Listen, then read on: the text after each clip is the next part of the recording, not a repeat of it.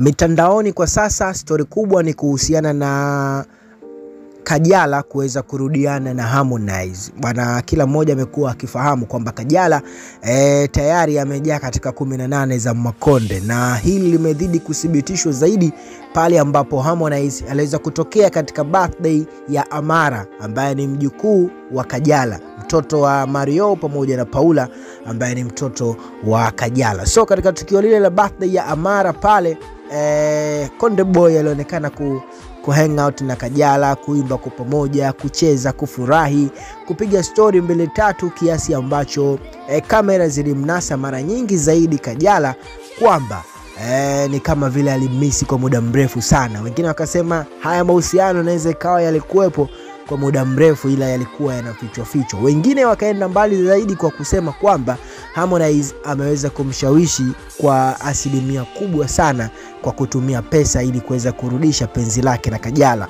Hili linathibitishwa kwa vile ambavyo Harmonize tuliona ameposti gari aina ya Range Rover Defender yenye thamani zaidi ya milioni 300 mpaka 400 kwa kuliandika katika plate number Kajala 3, kwa maana ni gari ambayo amenunua kama zawadi kwa Kajala. Amefanya hivyo mara kadhaa huko nyuma kwa kuweza kumnunulia Kajala 1 and 2. Hizo zote ni Range, au sio bwana? So this time around ameweza kuja na Defender ambayo ina thamani kubwa zaidi ya zile Range zingine za kawaida. Sasa licha ya hivyo, inaelezwa kwamba Harmonize ameweza kumnunulia nyumba ya kifahari Kajala. So hilo ni jumba ambalo unaliona hapa katika video, ni nyumba ambayo inaelezwa Harmonize ameweza kumpatia Kajala ili katika namna ambayo ya kuweza kumlegeza na kumfanya aendelee kuwa karibu na yeye na kurudisha penzi lao lizidi kuwa moto.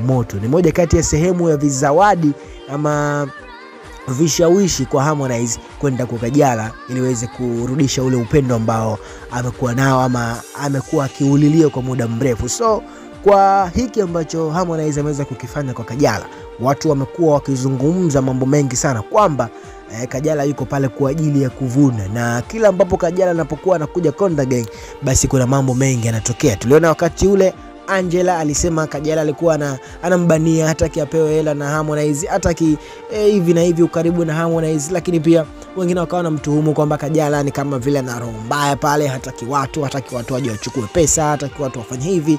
Wafanyakazi wengi tukawa tunaona kama vile wanapungua pale Konde Gang katika utawala ule wa Kajala ambao kwa kipindi kile alikuwa hadi meneja wa Harmonize, yani alikuwa akimsimamia.